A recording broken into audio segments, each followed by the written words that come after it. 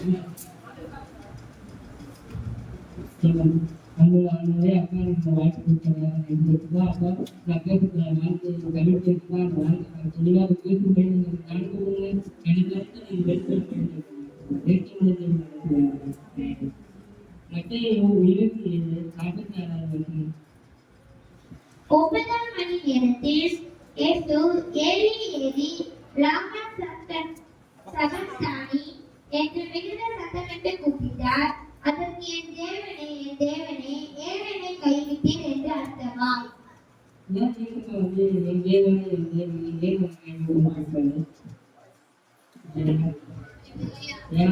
அவர் இந்த உலகத்துக்கு மனுஷனா வந்தாரு. மனுஷனா அவர் யோசிச்சு மனுஷனாதான் யோசிச்சாரு. ஏன் கைவிட்டுதான் கேட்காரு. ஆனா கிட்ட நம்ம ஏற்க கைவிட்டாங்க. நம்ம வயிற்று என்ன சொல்றோம்னா உன் தலைவனுக்கு கண்களும் மேசக்காக அவ்வளவு கஷ்டத்தையும் மிக கைவிடாம அவங்க வழியை காணும்படி கணக்கெல்லாம் கொடுத்தாரு. நம்ம எனக்கு அடுத்து நம்ம போனா உலகப்பூர்வமான கல்வியும் நம்ம உலகப்பூர்வமான கல்வினா என்ன சொல்லுவோம். இப்போ உலகப்பூர்வமான கல்வினா எனக்கு வீடு வாங்கணும், நான் வீடு வாங்கணும், சொந்தமா பைக் வாங்கணும், கார் வாங்கணும் சொல்லுவோம்.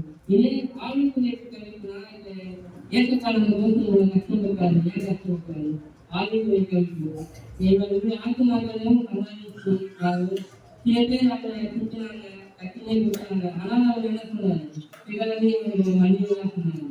அவர் இவ்வளவு கஷ்டப்பட்டதுக்கு ஒரு நோய்மே நான் ஆகக்கூடாதுனால அவர் இவ்வளவு கஷ்டப்பட்டு என்ன சொன்னாரு, எனக்கு இவ்வளவு மனிதனும் அப்படின்னு சொன்னாரு. 2 5:21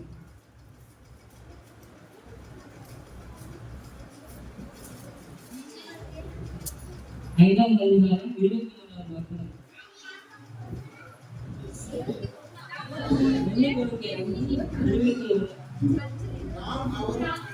தேவனுடைய நீதியான படைப்பை பாவம் அறியாத அவரை நமக்காக பாவமாக்கினார். பாவம் அறியாதவரே நமக்காக யார் பாவம் நமக்கு நான் செஞ்சு தப்பு யார் மேல இருக்குது, நான் செஞ்சு தப்பு யார் மேல நமக்காக அவர்தான் நம்ம திரும்பி சொன்னாரு. அதே மாதிரி நம்ம தேவன் எப்படி பண்ணுவாங்கன்னா ரோமர் 5:8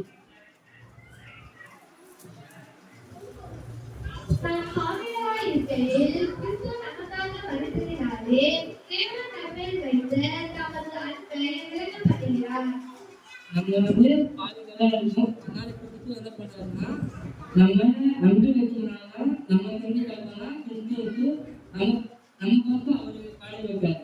1 பேதுரு 2:24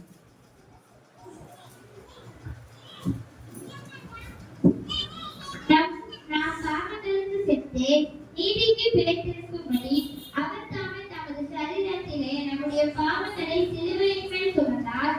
அவருடைய தழும்புகளால் குணமாக்கினார்.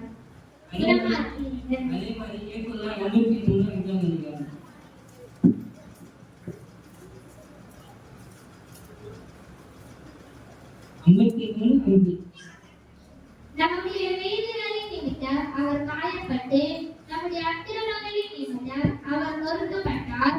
நமக்கு சமாதானத்தை உண்டு பண்ணும் ஆக்கினை அவர் மேல் வந்தது. அவருடைய தழும்புகளால் குணமாகிறோம். நம்முடைய நீதிக்காகவும் அவங்களுடைய சூழல் அளிக்கிறாரு. அவங்க தழும்புகளாக நம்ம சுகமானோம் சொன்னாங்க. இப்போ ஏற்கனவே 59 உங்கள் அக்கிரமங்களே உங்களுக்கும் உங்கள் தேவனுக்கும் நடுவாக பிரிவினை உண்டாகிறது. உங்கள் பாவங்களே அவர் உங்களுக்கு செவிக்கொடாதபடிக்கு அவருடைய முகத்தை உங்களுக்கு மறைக்கிறது. உங்கள் அக்கிரமங்களே உங்களுக்கும் உங்கள் தேவனுக்கும் நடுவாக பிரிவினை உண்டாக்குகிறது. உங்கள் பாவங்களே அவர் உங்களுக்கு செவிக்கொடாதபடிக்கு அவருடைய முகத்தை உங்களுக்கு மறைக்கிறது. நம்ம பாவியா இருந்தா நமக்கு கணக்கில் நம்ம இதெல்லாம் ஜோம் தெரியும். வீட்டில் கரெக்டாக கட்டி கட்டுவாங்க எல்லாமே பண்ணாலும் தெரியும். நம்ம பாவியா இருந்தா நம்ம என்ன பண்ணாலும் அதை போதுமே ஒன்றும் இல்லை. 1:4 வந்துருக்கு. இப்படி இருக்க கிறிஸ்து நமக்காக மாம்சத்திலே பாடுபட்டபடியால் நீங்களும் அப்படிப்பட்ட சிந்தையை ஆயுதமாக தரித்துக் கொள்ளுங்கள்.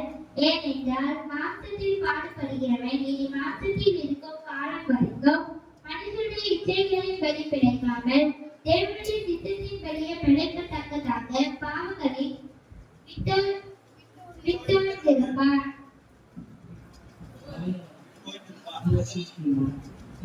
இப்ப எல்லாமே சொல்றோம் மனுஷனோட இச்சையின்படி பண்ணாம நம்ம வந்து இப்ப வந்து எக்ஸாம்பிள் எப்படி சொல்றோம். இப்ப நம்ம வந்து ஒரு ட்ரெஸ் வாங்குறோம்னா நம்ம வந்து ஃப்ரெண்ட்ஸ் மேல ஒரு ஐடியா கேட்கும். இந்த மாதிரி விஷயங்கள் வாங்கப்படலாம் இல்லை இந்த மாதிரி ஆப்ஷன்ஸ் எல்லாம் வாங்கப்படும் ஐடியா கேட்கும். அதே மாதிரி இதெல்லாம் சொன்னா நீங்க உங்க ஃப்ரெண்ட்ஸ் மேல கேட்காம நீங்க ஏசு மேல கேட்கணும். அது வந்து உங்க ஃப்ரெண்ட்ஸ் வந்து சில வாய்க்கு நல்ல ஐடியாவும் சொல்லுவான் கெட்ட ஐடியாவும் சொல்லுவான். அதே மாதிரி நீங்க இதெல்லாம் நீங்க ஏசு மேல கேட்டீங்கன்னா அவங்க தனி ஐடியா வச்சிருப்பாங்க. புள்ளா பண்ணுவாங்க கோர்ஸுக்கு போகணும்னா அந்த மாதிரி ஐடியா வச்சிருப்போம். அதே மாதிரி எல்லா எந்த விஷயமா இருந்தாலும் நம்ம கிரியேட் பண்ணி ஆரம்பிக்கணும். அதுல நம்ம கேட்கணும்னா நம்ம கேட்க வேண்டிய ஈஸியா அப்ளை பண்ணிக்கணும். யோவான் 19:28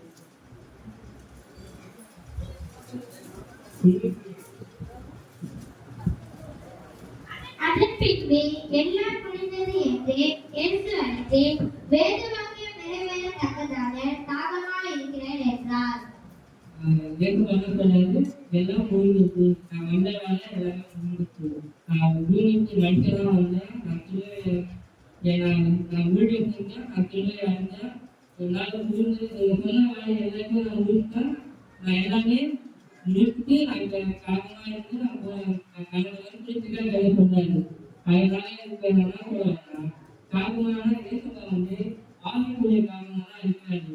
ஓகே அதனால நம்மளும் கடைசி வர எல்லாருமே ஆவிக்குரிய காரணமாக இருந்து ஒற்றுமையாக இருக்கும். இந்த மாதிரி